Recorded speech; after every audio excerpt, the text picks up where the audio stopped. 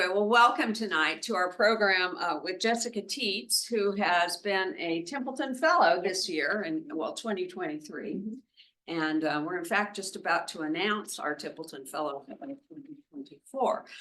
Jessica has just written, and we've just published today. Yes. And is it on the website? Yes, yes. A really fascinating report that looks at something that doesn't often get looked at, which is way down in the bureaucracy at the local level in China and how it operates really, or doesn't at times. So little background on Jessica. She's professor at Middlebury College. And as I mentioned, Templeton Fellow this past year and a China Program Fellow at the Wilson Center. Her research focuses on governance in authoritarian regimes, especially the role of civic participation. She's the author of Civil Society Under Authoritarianism, the China Model, published by Cambridge University Press. In addition to writing a lot of articles that are published in publications such as the China Quarterly, World Politics, Governance, and the Journal of Contemporary China. She's also working on a new book manuscript with Dr. Zhang Gao on changing governance under Xi Jinping, tentatively entitled Beyond Fragmented Authoritarianism. We have here to moderate our conversation, Jacques Delisle, who is the chair of our Asia program here at FPRI. He's a member of the Orbis Board of Editors and a member of the Board of Advisors here at FPRI. He's also the Stephen A. Cousin Professor of Law, Professor of Political Science, and Director of the Center for the Study of Contemporary China at the University of Pennsylvania. He's written several books, including To Get Rich is Glorious, Challenges Facing China's Economic Reform and Opening at 40.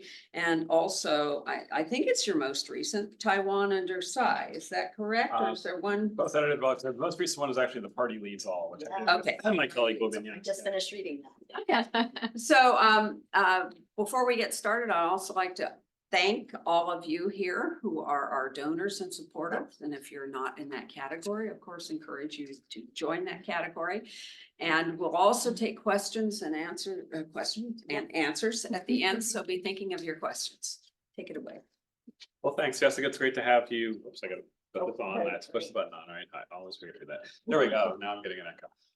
Anyway, great to have you here. I think the last time we crossed paths was in Israel, in what seems like the before time. Right. But you know, it's great to have you here, and I can't think of a more timely topic than governance under Xi, which obviously is a matter of huge concern globally and in figuring out how the U.S. is going to deal with China in the years ahead. So, without further ado, I'll turn it over to you, and we'll get back to the discussion later. Okay, good. Everybody can hear me? Great. So let me go ahead and, oh no, is it not working again? We had this problem earlier and we fixed it. She's covering me here. Okay. Well, I'll go ahead and tell you what I was going to show you, which is the talk that I want to give today is actually based on this book manuscript. And so I'm not going to try to fit the whole book manuscript into a quick talk. I'm not going to torture you that way. I'm going to try again. We had it fixed though. It's been here. Oh, it is there. We'll get it. Okay, just tell me when it's ready and I'll try again.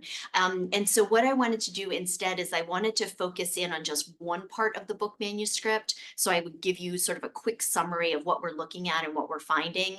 And then, yeah, this is perfect. This is exactly where we're going to start. So the part that I'm going to talk a lot more about is this chapter 6. So we're seeing that there are a lot of institutional changes in China, and I'll talk more about what those look like. But what I think is really interesting is, as we all know, bureaucrats in the capital city can make lots of changes.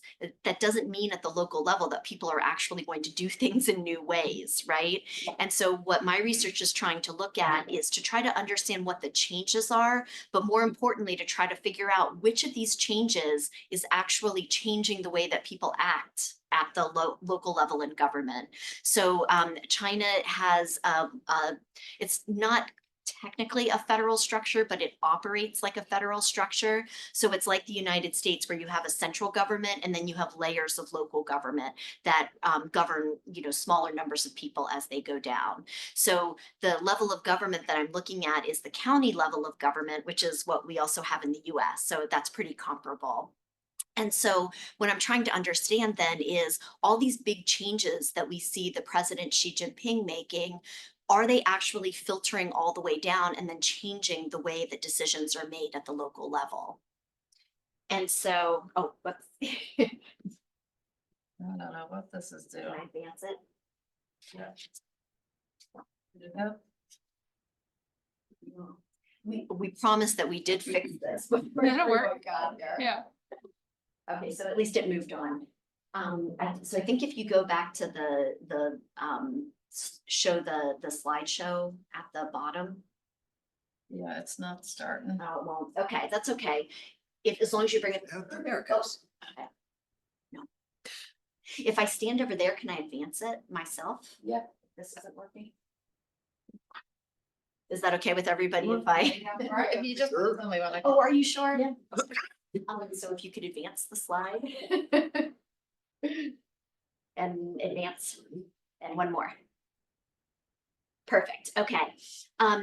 And so I wanted to put this graph up here so that I could talk about the structure of government so that you could see what it looks like.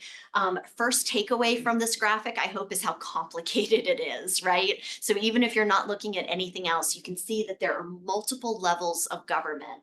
So what we're seeing is that from the central government, the state council, down, you can see that any change made by the central government has to go through each one of these levels of local government, sort of in a game of telephone where you hope the message is the same at the end, right? So we're looking down here at this county level. But in addition, just like the US government, the way we have departments, in China, they have these ministries. So when they make a regulation like about the environment, it goes to the Ministry of Environmental Protection, and then they're going to pass these regulations down to each office that's at each corresponding level of government. So whenever the local government needs to make a decision about the environment, you have these levels of government. You have this cascade of different levels of environmental protection bureaus, and then you also have other ministries. So for example, if you're talking about water, the quality of water, that's not only governed by the Ministry of Environmental Protection, but also by the Ministry of Natural Resources. So you can see it's a really complicated story, right? It's like America. There you go. And so there are a lot of similarities. And so the problem with this type of structure is that it creates the capacity for a lot of policy implementation gaps. And this is where they change things at the national level, but as it moves down through the structure, people just aren't implementing it. So they might not be implementing it because they don't like it. They might not be implementing it because they don't have the capacity to do it. There could be lots of reasons for this. But then what we see is that even though the national government makes a law, like China has great environmental protection laws, some of the best in the world, but you all know that actually the environment is in really bad shape, right? The water quality is not good. There's heavy metals in the soil. And so the way that you understand how you can have the best environmental laws on the books, but really bad environmental outcomes, is this governance structure. Because what happens is that as local governments are told you need to protect the environment, but you also need to promote local development, when these two things conflict, they say, okay, we're not going to protect the environment. We're just going to focus on local growth. And so this is the problem then of this governance structure. And it has some benefits, and I can talk about those later. But basically what we see, if you can advance, what we see when Xi Jinping comes into office in 2012, he looks at this structure and he sees the same things that we do, which is we have great laws and really bad policy implementation. So we need to fix this bureaucracy. And so what he institutes is this concept called top-level design that he took from engineering. And basically it means technocrats at the top make the decisions because that's where the knowledge is. And then everyone else in the system just has to implement it and will punish them if they don't, right?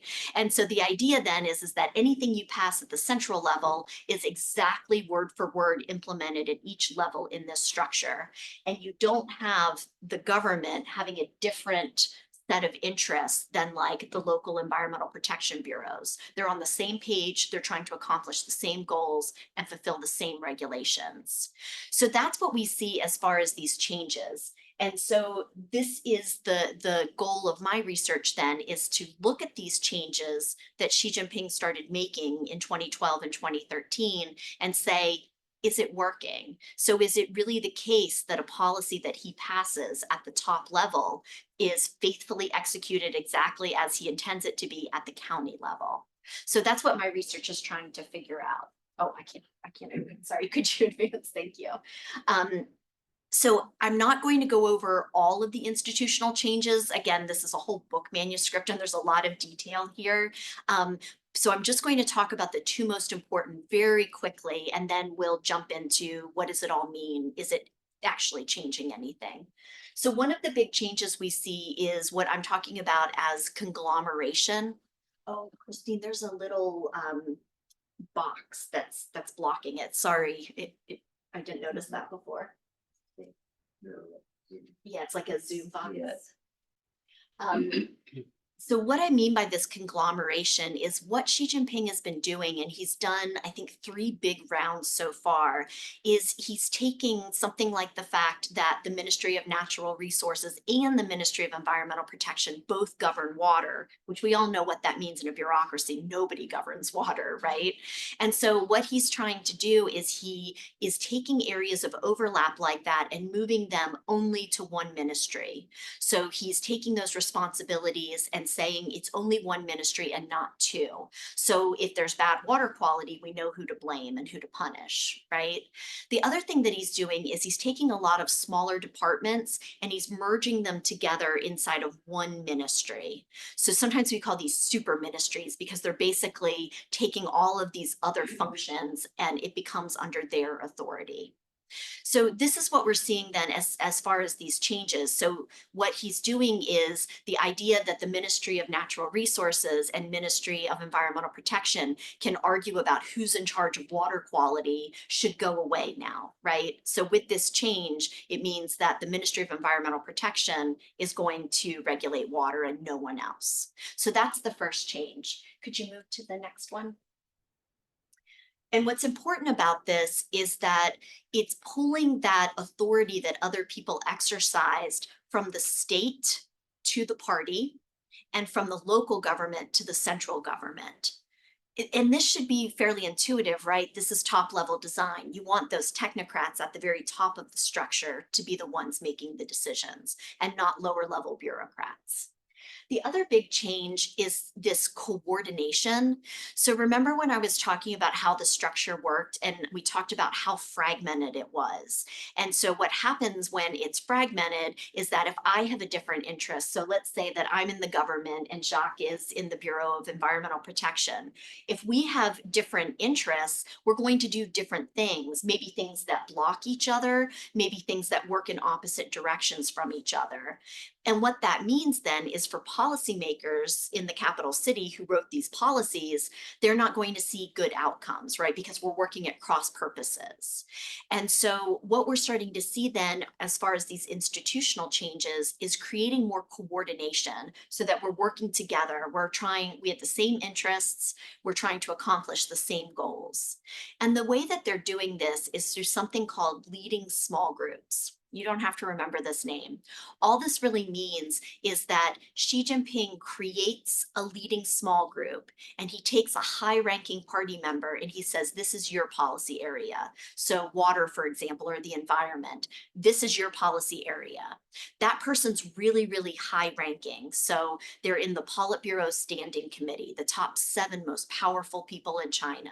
This is now your portfolio and you're in charge of it. So this person has the ability authority to make everyone else listen to him, right? So this would be like if the president calls you to check on what you're doing, you have to obey, you have to make sure that you're working together. And so what these leading small groups are doing then is it's making sure that even if Jacques and I have different interests, when we're actually doing our job, this group is monitoring us and making sure that we're working together. Right? And so this is what we see then with these leading small group structures. And this is just a graphic showing all of the ones that he's created. So this graphic, I think, shows about 30 of these different groups. But my RAs and I have looked at since the PRC was created, there have been about 300 of these. Now, a lot of them used to be sort of ad hoc, like you'd create them because you had some new policy like COVID, right? So something new happened, you needed a new governance structure, you would create it, it would last for as long as you needed it, and then it would go away. So that's what happened to a lot of them. But what we're starting to see under Xi Jinping is that these coordinating bodies, they're not there as like just a temporary, we need to solve a problem. They're actually being added into the governance structure. So those layers that I showed you of the different levels of government, you know, from the central government to the provincial governments, all the way down to the county. Now what you're starting to see is that the leading small groups are above the provinces. And so they take over all of the authority for these different policies. And so the provincial government and the local governments don't have this authority anymore. They all answer now to these leading small groups. So everything then is being coordinated from the central government. Does that make sense so far? Great. Okay. So let's move on then to the next slide. Okay, so what we try to do in order to figure out this big question we have, which is, okay, we see that there are these changes being made in Beijing at the top level of the government and the way that it works, but does that actually change people's behavior? Do they see those changes? Is it changing their incentives? And so the only way that we were able to get at this was to do a survey. So trying to interview this population in China right now is really challenging. It's a very sensitive population. Xi Jinping has been running an anti-corruption campaign where a lot of these people have lost their jobs or ended up in jail. And so, you know, for me to go and knock on the door and say, hey, do you want to tell a foreigner about how Xi Jinping's reforms are working is not a good way to get information. No one wants to talk to me. And so what we did instead was we did a survey and we asked our colleagues who work at the top universities in China to administer these surveys in the summer when they teach their continuing ed courses. These are mandatory courses for local government officials. They have to earn a certain number of credits each year. So they attend these classes, but they're all local government officials from lots of different provinces. And in China, they still respect their professors. And so when your professor tells you you need to take a survey, they take the survey. So we have almost a 99% response rate. So we were able to get a lot of people to take this. So we have almost 1,500 local government officials in 28 different provinces. And, you know, if you look at the demographics of their education level, their level in the government, where they are in the government, you can see that it's a really diverse sample. So we're getting people at the end of their careers, we're getting people at the beginning of their careers. And so we were able to get this really great sample, and we asked lots of questions about how has your job changed, right? So there are all of these changes happening. How has your job changed? So if you could go on to the next slide. And what we were seeing is that a lot of people talked about increasing pressure, obviously in the context of an ongoing anti-corruption campaign where so many people have lost their jobs and so many people have gone to jail. That, you know, the idea that people are feeling a lot of pressure is probably, you know, that sounds pretty easy to understand. But we also see that there are other sorts of pressures that have been increasing on local government officials. So remember, Xi Jinping's goal is that any policy that he passes, he wants people at the local level to faithfully implement exactly as written and what his intentions are. So what that means then is that you constantly have to have people reporting back as to what they're doing, and you have to have a way to measure it. And a lot of these goals are now quantitative goals. And so what this means then is for local government officials, their job jobs used to be, are you solving problems? Is anyone complaining? And now there's this intense focus on them that they have to do these things exactly as they're written. And so what we see then is that this actually led to a national discussion about work fatigue syndrome, because we saw record numbers of civil servants retiring. And in China, being a civil servant is a really good job, right? And so lots of people want to take this exam, lots of people want to join the civil service, but we saw record numbers of people who were resigning, and they were saying, I can't handle the pressure anymore. This is just a quotation from a local official in Sichuan province talking about worrying about landslides. Like, this is a natural disaster. You have no control over that, but he couldn't sleep at night if it rained, thinking I'll be responsible for a landslide, right? And so this is the pressure then that we see. And some of the other pressures that you can see are being punished, right? Which makes sense because of the anti-corruption campaign, meeting all of these extensive performance targets. Local officials will sometimes have hundreds of these targets that they have to hit across lots of different policy areas. And so this is what we're seeing then with local government officials, is that they're feeling intense pressure. And this is coupled with a decrease in their authority. If you could move to the next slide, Christine, thank you. So we also see at the same time that their ability to do their job or have any sort of leeway in doing their job is really constrained. So they're being held responsible for the outcomes, but they can't actually try to change the policies so that they work. And so this is a quote from a party secretary who was yelling at the county party secretary. He's like, you don't need your strategy. All you have to do is implement my strategy. That is your job, right? But these are the experts in their area. They know their local communities. They know what will work and what won't work, but they're being told, we don't need your expertise. Just do what we tell you, right? And if you could advance, thank you. And you can do the next one too. And the next one, yeah, and one more click. There you go. Thank you. And I just wanted to show you from the survey data. So we asked them in this question, we said, what is an increasing source of influence in your policymaking, and what is a decreasing source? And so they could pick that something was increasing, that it was staying the same, or it was decreasing. And if you look at the increasing sources, you see these are all their supervisors. These are the people that they're reporting to above them. Now, local community members, experts who might know a thing or two about the policy you're implementing, you can see that these are all of declining importance. So we don't want to collect feedback from local citizens. We don't want to talk to experts who know about this. You just need to listen to what they're telling you from the level above, right? And then if we look at this chart, we were asking them how their jobs have changed over the last 10 years. In the survey, we were censored when we tried to say under Xi Jinping, so we had to put a time frame in there. So we had to rewrite that question to say, in the last 10 years, how has your job changed? And you can see that they're saying that their jobs are that there's less corruption, more standardization, right? Everybody's doing exactly what they're told to do, but also that they have less influence in policy, that even if they try to alert people that the policy isn't working, that there are unintended consequences, they have no way to do that anymore. So they can't change the policy, even if it's not working. They also can't be innovative. So in China, we've seen that there are lots of local policy experiments where local officials try to solve problems. They created like public bike rental programs. So like the ones that you all have here, it's actually a company that started in China. And it started because at the local level, they said, why aren't people taking public transportation? And it's because the stops weren't where people needed them to be to get to their jobs. So they created this public bike program. And then other officials learned from that and created similar programs. And we saw that it diffused across the country.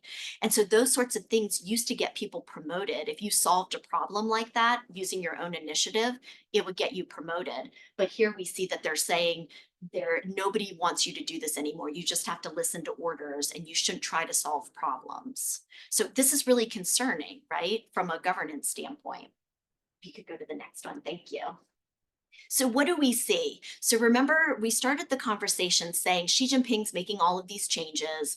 what's happening at the local level. So local officials can either wholeheartedly embrace a change that's coming from the central government, they can try to block it, or they can quietly work against it, right? So they have options. And so what we're seeing for local government officials in China is that one thing that we're seeing is that these governance reforms are changing their behavior in that they're focused on strict implementation. So whatever law the central government passes and tells them they have to implement, they implement them, right? Exactly as written. But what they aren't doing anymore is they aren't doing any sort of policy innovation. So the policy innovations in 2010, before Xi Jinping had started, we had about 500 different ones going on all around the country, like participatory budgeting, the bike programs, really exciting policy experiments. And then in 2016, we had 70, and we have even fewer today.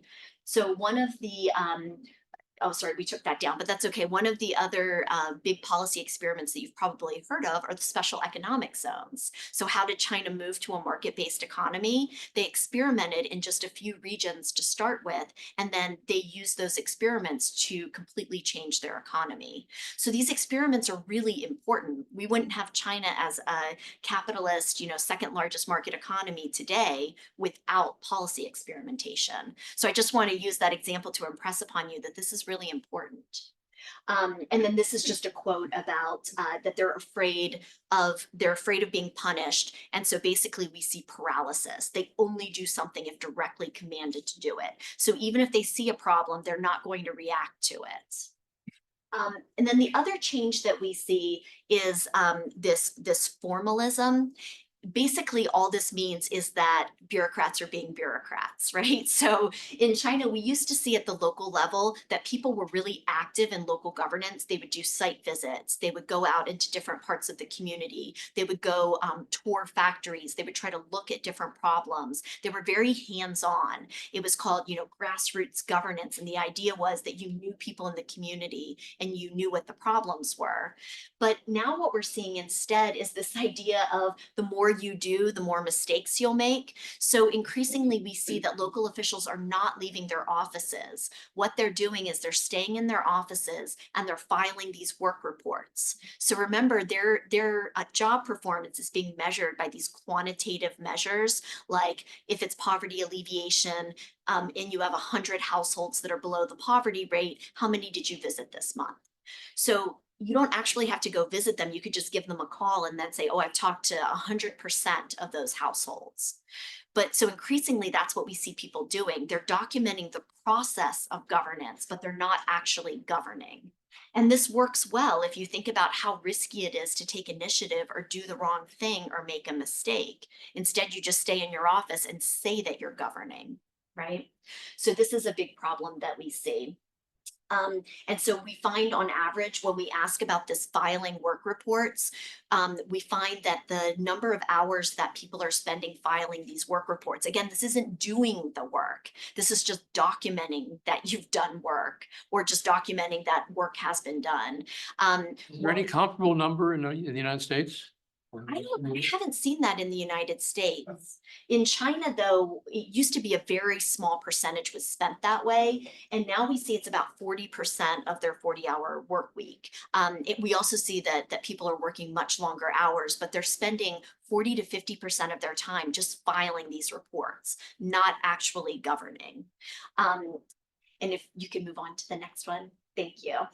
And so when we think about what all of this means, for these strategic adaptations, then we're seeing less policy experimentation. So even when people see that there are problems, they're not trying to resolve them. We also see that there's a less active governance style. So the idea that local government officials are out in their communities, right, talking about bureaucrats as sort of the first line and knowing what people are thinking and what their problems and challenges are, that source of information has completely disappeared. And if you can go to the next one, Christine, thank you.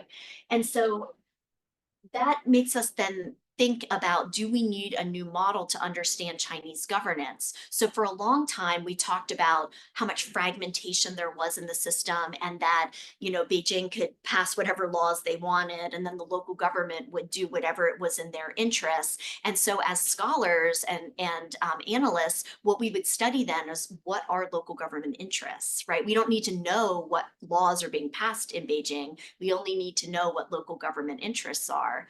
But increasingly, what we're seeing is that it really matters what the laws are in Beijing, and sort of raises the question of, do we need to think about local governance in a different way to understand what's happening? And if you could go to the next slide. So the reason that this is so important, I know sometimes when you're talking about, county level government in another country, you could think that's far away and, who cares about that low level of government?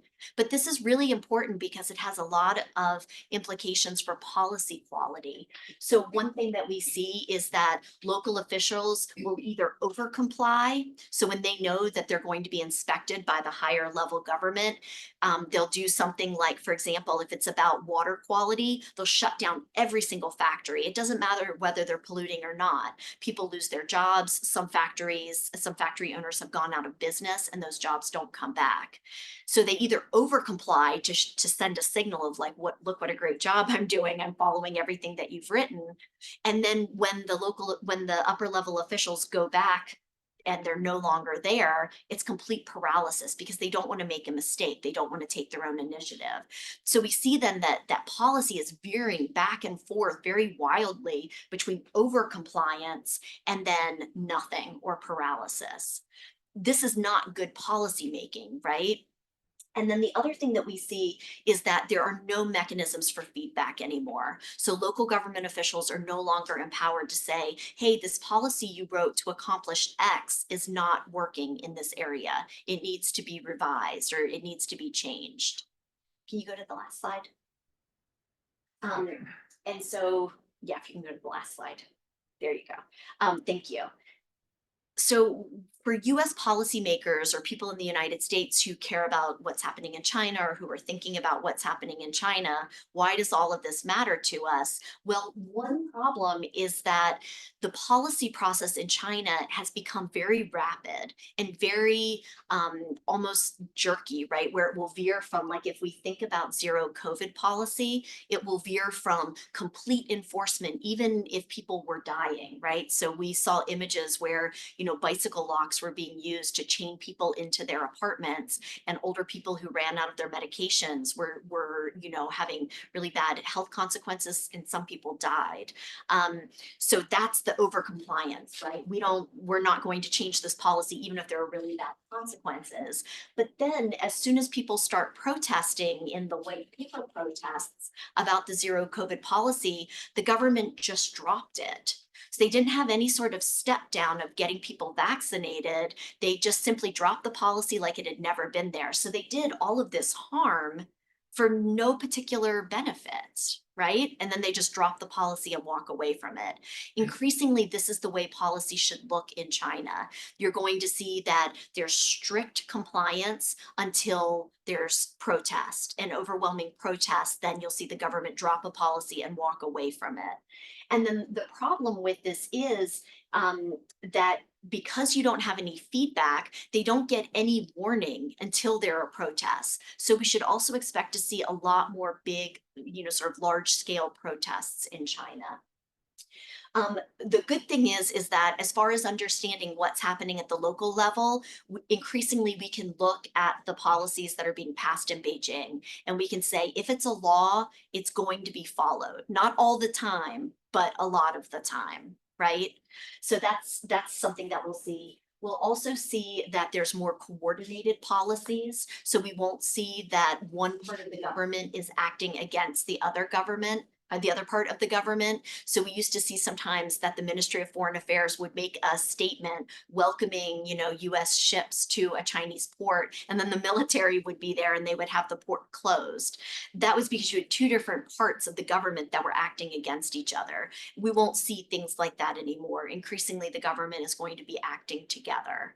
And then As far as US policymakers, if we're thinking about negotiating with China about policies that impact us, like the USTR office or something like that, if there is a policy that has been handed to a leading small group, our ability to have any influence or enact any change in that is not there. So outside entities can try to change US policy, but they have to do it in very early stages. At the stage where policies are being devised, once they have already been written and they've been given to a leading small group to execute, they're going to execute them very, very quickly, and there will be no opportunity to change that policy. So for US policymakers, it means we need more information about what's happening in China before we see laws being passed in Beijing. So I'll go ahead and stop there and turn it over to you, and hopefully good questions from the audience. Well, thank you, Jessica. That was a good overview of kind of what ails China and so on. So, you know, if you've been watching China for a long time, this is hard lips, I think. Keep it. Sorry, I won't repeat the praise on which is, if you've been watching China for a long time, some of these things sound familiar and some don't. So I want to press you a little bit on what's novel about the current moment, right? So the old Tao versus Kwai, right? That is, every Chinese bureaucrat in an environmental bureau at the provincial or sub-provincial level has for decades had to worry about his boss in Beijing and had to worry about the mayor or the governor or the party secretary. And Right. so this leans Tao instead of Kwai, right? And then we've had times in the past when the system has been very deaf to feedback. The Great Leap Forward is probably the most extreme case where there were, orders from on high implemented despite huge human catastrophe. And this seems like a bit of a hybrid of those things. Exactly. And the folks that are getting squeezed out are, it seems, the people you started your story with as the inspiration for the model. It is the technocrats. What's not in this picture is technocratic expertise. So what are we making of? Yeah, so you're right. The technocratic expertise is increasingly devalued. And I didn't present this research here, but in the book, we also look at local government officials and their sort of values about policy making. And we say, what are your sources of policy making? Do you look to your local community? Do you look to experts? Do you look to businesses? And what we find is this huge shift that is almost entirely by age. So we find that older cadres still look to businesses, they still look to their community, but this younger group, so sort of mid-30s and below, we see increasingly that they think that business has nothing to teach them about policy making, and that local communities have nothing to tell them, and experts especially have nothing to tell them, and that they view them not as a source of policy making. So that sort of shift, we're seeing it in their understanding about the policy process itself. So what that means is that even if something happens to Xi Jinping and the system changes, the people who are staffing that system share those values. So unless there's sort of a wholesale movement of personnel, you would expect that sort of dynamic to persist. As far as, what's new and what's not new, most of these techniques are old techniques.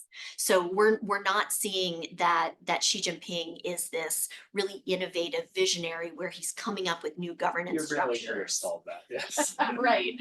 So instead, what he's doing is he's borrowing things that have existed in other places. So leading small groups, as I told you, have existed for the entire history of the People's Republic of China.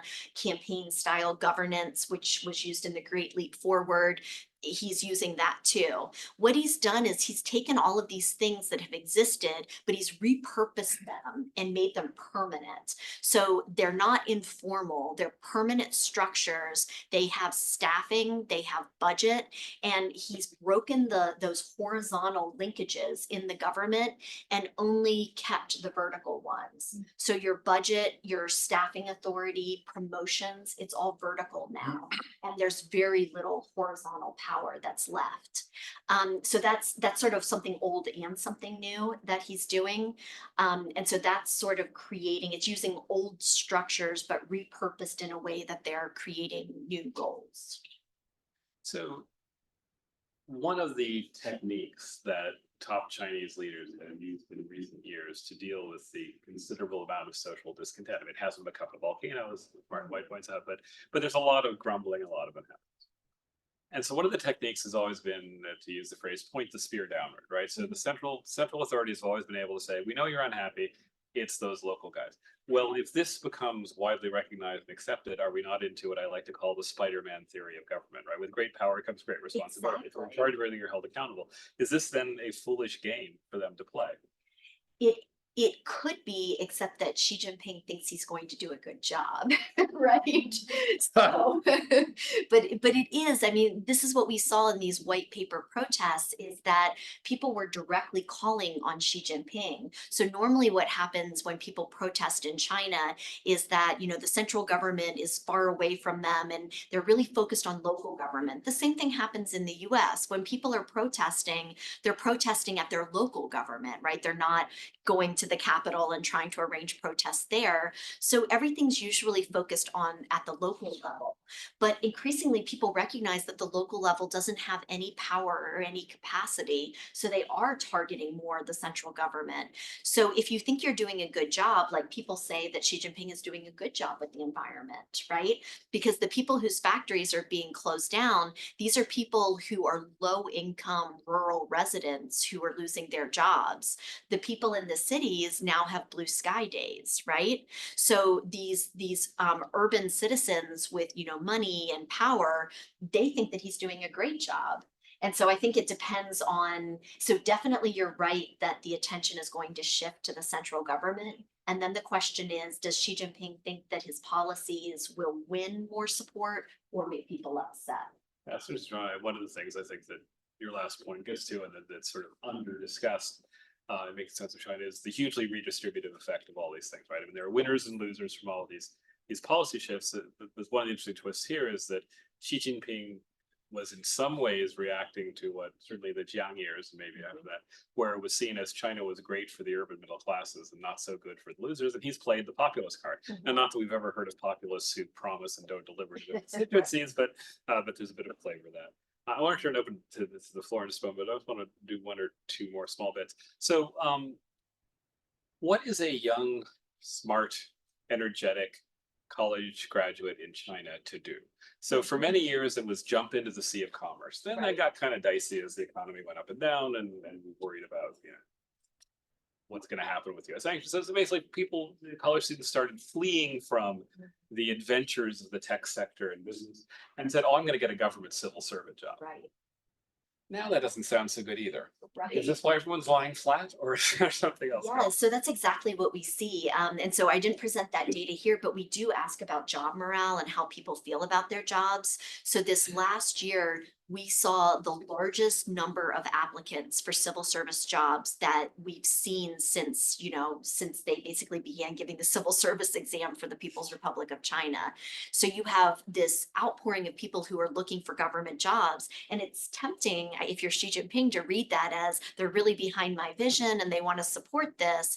But then what we see when we ask about morale is we see a lot of uncertainty. So a question that we ask in our surveys in multiple years, so we can look over time, we always ask this question that we think sort of gets to the heart of it, which is, would you want your child to be a government official, right? So people might accept things for themselves, but when you ask them about their child, what do you want for your child? They're trying to pick something that they think is really good and will make their child happy and successful. And so when we ask that question, we used to get, for a long time, we got really high responses. Yes, we want this for our children. And then from about 2018 onward, that rate has been dropping. And so what we see then is this huge pool of people looking for civil service jobs and then hating them when they're in them. So that's probably not the best thing to have for your bureaucracy. Be careful what you wish for. Right. Okay, last question. And so one of the pathologies this creates, as you point out, is bad feedback, right? Not getting the kind of thing that even a somewhat self-impressed leader might at some point needs, whether because, you know, some modesty about the ability to think up brilliant policies, or the surprise wake-up calls, the white paper movement. You go back to Falun Gong before that, these moments which rattle their cages. So over the years, they've tried a variety of techniques that get outside the structures you're talking about doing. There's the letters and visits, that's presumably a no-go because they don't like social unrest.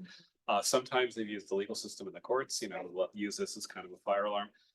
What is the implications of what you're seeing within the sort of pyramidal the party state structure for these things that are a little bit collateral that could deal with some of the pathologies that might arise from this. Yeah, I mean, it's really challenging in the system because those other pathways have also been closed down. And so, people used to be able to submit a petition or they could go visit a government office with their complaint. And that now has been also pulled over to the party. So it's no longer part of the local state. It's now part of the party to make a complaint. And probably not super surprising when we see that that's not being used by a lot of people. And then the court system also, we see that people have been discouraged from using the court system and have been told to seek mediation instead, or better yet, to just not, have a grievance. And so all of those things together mean that there is very little information that's getting up to the central government. What they're trying to do instead is they're trying to use digital monitoring tools to capture this information. So they already use things like social media platforms. Xi Jinping has given reports that say, like, here's what people are talking about. Here are the trending topics. This is what people are complaining about. So they use social media to try to figure these things out. And then they also use all sorts of digital monitoring to figure out what's happening in different places. So for example, with the environment, we see that they'll use digital monitors to measure air quality or water quality. So they're really relying less on the people to collect this information and share it than they are looking for these digital tools. The problem is that digital tools are really good at some problems, but they're not really good at others. So for example, if you go into your local government office, this is based at the community level. So like every block or two, you would have a local government office. And this is typically where residents would go in to say, like, the trash hasn't been picked up in weeks, or, there are electric lines down, these sort of small governance problems that should be handled by the local government. And so, most of the time they would go into these offices. Well, the digital monitoring that they're using in these offices are just one of those cameras in the ceiling, that sort of take pictures, but there's no audio feed. So if you're trying to say, what is the level of governance at this street level, but we're no longer going to ask the person with the complaint if their complaint was resolved, all you're doing is you're looking at, okay, they came in, and because these are measures all quantitative, what they say is we met with 10 people. And then they don't say, did you satisfy this complaint? Did you address this? And so the problem with this system is it looks so good from the top, but you don't actually know what's going on anymore at the bottom. And that's why then these things are so surprising when people are upset. It's really shocking to the central administration because they're like, we had no idea, but they've stopped all those ways of collecting that information. So pantomimes could be a growth industry. Yeah. Okay, so throw it open to the group here. Yes. I sort of bring this down to a more granular level. I mean, China still depends to a great extent on foreign manufacturing businesses. Many years ago, a number of years ago, when I had a career, I was the chief executive officer of a fairly large international manufacturing company. We had about 15 factories in China employing about 35,000 people. And we made electronic components. And back in, I don't know, maybe 2008 or 2009, the central government came up with a rule that changed the way that duty drawbacks were calculated and the way that tax was calculated on items that you were sending out of the country, taking the duty drawback against what you imported into the country, and in such a way that it was not possible to calculate, not possible. And so we did what everybody else did. We had great relationships with all the local governments, and we went to the local government. We said, not possible to calculate, impossible. And we explained why. And they said, forget it. Don't worry about it. Right. Just do it the way you used to do it. And that went on for a couple of years. And then finally, the central government said, wait a second, nobody's doing what we said to do, and you got to do it. And they issued a decree that the local governments had to enforce the law, and it was not possible to enforce. And then things really hit the fan, and businesses began to rebel and said, look, we're not paying a tax, and you can shut us down if you want to. Eventually the local government carried the ball, actually, for all of the local manufacturers, particularly the electronics companies, and the law was changed. Exactly, right. But the practical implication of a lot of these things is you just can't do business. And if there's not somebody, not some person in the local government who's willing to listen to you. I remember I went to a thing with you one day and described doing business in China, like dealing with the Montgomery County and Development Authority when you had a problem. You just went to them and they solved the problem for you. Right. But if you don't have that kind of cooperation with the local government, you won't have business for very long. Yeah, and I mean, that's exactly what's happening, which is that the local government, so from the central government, they called that local government collusion, right? And so, and so they have effectively stopped that. And so what happens now is you can still be ignored for a while, but as soon as they know that they need to file that work report and show that they've done this, they will crack down on those businesses, even if it means pushing them out or losing that revenue. So that's increasingly what we're seeing. And, this is complex. So this isn't just because governance shifts, it's also the middle income trap, and there's lots of changes that are happening in China. But increasingly, a lot of manufacturing, including Chinese manufacturing, is going to Southeast Asia or Ethiopia. They're going to these other places mostly for this reason, because local governments don't have the ability to negotiate like they used to. So that flexibility that they had, where they could say, look, we're going to get these jobs, we're going to get all the spillovers, right? We're learning this new technology. All of that stuff doesn't matter anymore. And what matters is that they enforce that tax. And that's the way they're getting promoted, not by creating jobs or having economic growth, but by strictly implementing what they're being told. So that is a big change right now. No longer crossing the river by feeling for stones, No. putting stones around the necks of these guys and throwing them in the river. Yeah. It used to be said that the local governments in China owned the real estate, and the way they were fiscally survived was they sold the real estate to private developers or other entities. And I would have thought if that's still the case, they would have a fair amount of clout, grounds that they control a lot of the money. That passe? Well, that's really hard to say right now. So it is true that under communism, land is held by the government, supposedly, for the use of people. And so it can't be privately owned. So local government is the one that has the ability to take and use land in whatever ways they want. And for almost every local government in China, the most of their revenue comes from land sales and land use. So if you were to stop that part of their revenue, they would all go bankrupt instantly. But that's kind of what is happening a little bit, or at least there's sort of a trial balloon in that, the top big 3 property developers in China are, one did declare bankruptcy finally, right? Right. And then the other one I heard was thinking about it, but I didn't know if they had filed yet. And then a third is in fiscal trouble. And so what Xi Jinping seems to be saying is that I'm no longer going to prop this sector up, even though we know that you're highly indebted. But the idea that he could let that sector collapse, what you would see is Detroit times, 33 provinces. So all of the local governments are completely indebted, and all of their debt is tied up in land sales. So it's really unclear for those of us watching it what he's going to do. Ideally, what you would do is you would create new taxes, and you would give that to the local government and say, you no longer need land sale revenue. Instead, you have this new source of taxation, but that would tax the middle class. And that's a politically powerful segment in China. And so far, he doesn't seem willing to do that. So the Premier's work report that just came out a week or 2 ago, that's usually where they would talk about, new taxes, and they didn't talk about it at all. They also said that they weren't going to really do a stimulus package. So it's really unclear right now, if you're going to crack down on this major source of revenue, what are you going to replace it with? If it's not central government stimulus and it's not a new form of taxation, I don't know if this is like magical thinking or what, but it's really unclear to me what the answer is. I don't know if you have anything to add to that.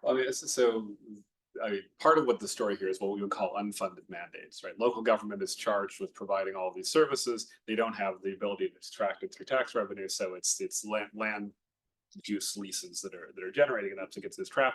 And then the property bubble is sort of layered on top of that, that it's the crazy property prices and the ghost buildings that aren't completed. That's long after the local government has gotten its take. And so these are like layers of kind of markup going through these things, and some of it's just, profoundly shady. So I think part of what she's trying to do is thread the needle on this is, yes, you can't let the property sector collapse. That would be a disaster, would wipe out huge chunks of the economy, would wipe out the middle and upper middle classes, who are the key constituency.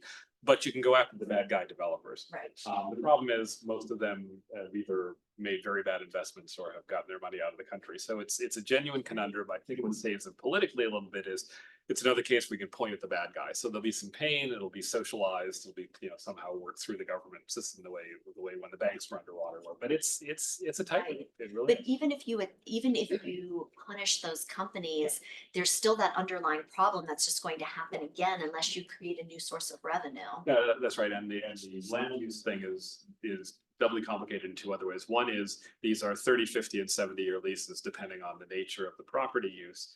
And so that becomes problematic because as you got deep into some of those leases, people said, well, wait a second, I'm not going to redevelop this property because I got 20 years left. So these kind of automatic renewals, which gets really close to making them fully private.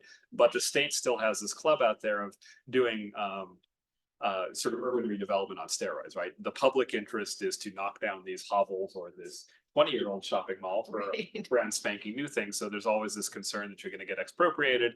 You can't really fight expropriation per se, so they wind up arguing about compensation, and that becomes another one of your stories about different localities doing different things, and now they're trying to centralize that, but Right. it's plays a loop again. Yeah. Is anything working well? It sounds so asinine. Well, the environment is a success story. I mean, Sorry? the environment is a success story. So like it used to be that you would go to Beijing or Shanghai or these big cities and you couldn't see more than a block in front of you. And so now, the air is pretty clean. The water is getting clean in a lot of places. You also see that the kinds of really bad development, like I used to go to this place in Yunnan province out in the southwestern part of China, and there's this huge inland lake, one of the largest in China, really, really beautiful. And they were building hotels that were had sewer lines running directly into the lake. And so I used to go to this with my son, and people would say, don't let your child touch the water, it will burn his skin. And what happened was Xi Jinping visited and he had everyone take pictures, and he said, I'm going to come back and I want this lake to look exactly as it does now. And immediately what happened is all of these developments were canceled. And they said, until you develop some sort of municipal wastewater treatment option, not the lake, you can't develop any more hotels or any other buildings. So if you're an environmentalist, Xi Jinping's actually great. So environmentalists really like Xi Jinping. He's also done huge poverty alleviation campaigns. So if you're a poor family, you're actually getting government response and government relief. So there are definitely people in China who feel like the government's finally acting, and it's not just a bureaucracy, but it's trying to solve problems. But then there are the problems. But and although growth rates have flattened and all that, people are much better off on average than they used to be, middle class. Fewer people doing really awful factory work. They're working in automated factories now and things like that. And it's if you're not a pointy-headed intellectual who cares about politics, life goes on a sort of a day-to-day in many ways. And the anti-corruption thing is genuinely popular. Very, I mean, very reining in the kind of this top-down control is to stop the abuses that made people really, really mad. exactly. I have a follow-up. So what would be the impact, say, not so much on the business levels, but I heard some really awful stories about what's happening with the children who are in the rural areas. Busing for hours, having boarding schools where kids start at grade 1. So what, and their prospects are not good. So it sounds like a terrible situation for the children. Yeah, and so that the big poverty alleviation plan that Xi Jinping has been running what this does is it tries to move people who are in very, very small remote communities, like mountainous communities with like 100 residents. It tries to move them into the nearest larger city with the idea that it would be really expensive to try to build a school in each one of these small communities. So we'll move those people into these small cities. And then what they've been doing is building up the infrastructure in these smaller cities. So some of it's just through direct government infrastructure, like building schools, building hospitals, but a lot of it is in the form of grants. And so these local governments are supposed to invest in creating all of these new jobs. So the idea is that you move the families in where there is infrastructure that their children can use, and then you create jobs to bring their parents home from these big cities. And it's partially successful. I mean, when we look at migration rates, it used to be that everybody was migrating from the interior of the country out to the East Coast cities. And now what we see is that a lot of people are still moving to cities, but inside of their own provinces. So that would be like somebody from a rural community moving to the biggest city in their state, but they're staying inside of their state. And so we are seeing some changes where people are much closer to home. So it's not that that problem has completely gone away, but there have been government policies to try to address it. And for many years, they used sort of the hukou, sort of household registration, which essentially is a quasi-serf system. It was very hard to move. And then they had this huge migration of the floating population. There was concern it was going to wind up looking like Africa or Latin America, but it didn't. Right. And it's partly because of these infrastructure investments, and partly because the economy has evolved in ways where there are things to do in the second and third tier Right, exactly. cities at lower cost. Yeah. I had heard that they had some, there were controls on whether you could actually move, you had to take permission from the government to move. Is that true? So you don't have to have permission to move informally. So you can move wherever you want, and you can get a residence permit, but it's a temporary residence permit. You just go to your local police office and you file that you're living there. What Jacques is talking about is a permanent residence permit. So this would be like if you wanted to register your child in the school, you would take that with you and it would be part of your documentation. Or if you had to go to the hospital for care, you would use that and they would say, okay, you don't have any payment.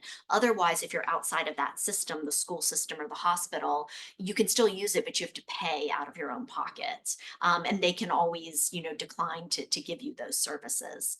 And so that's the system. But what's happening now is that under this poverty alleviation plan, outside of the really big cities, so like Beijing, Shanghai, Shenzhen, these places are really hard for people to move into.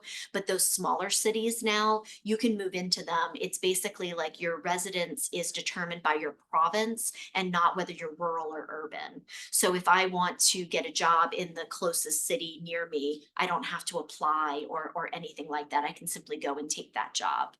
So there's sort of two systems in place. If you wanted to move to Beijing or Shanghai or one of these big urban areas, there still is this hukou system. You would still have to apply and try to get one of these. And until you did, you could be denied services or you'd have to pay for them. No, I said, so technically you couldn't move or you could move, but you would be denied services. Yes. You have to pay for services on the market, which is possible now. Yes. And if the police decide that, you are disturbing local order or they just don't like you or whatever, it's really easy for them to throw you out because you're just on a temporary permit. But we're at time. I always recognize when I Yes, feel it's o'clock, you really stand up. Jacques and Jessica, thank you very much. And I'm supposed to come on. Back on. Thank you very much for a fascinating conversation and really good questions. And I think you'll be around a little bit longer for those of you who have other questions that didn't have an opportunity. So thank you for coming this evening. Thanks.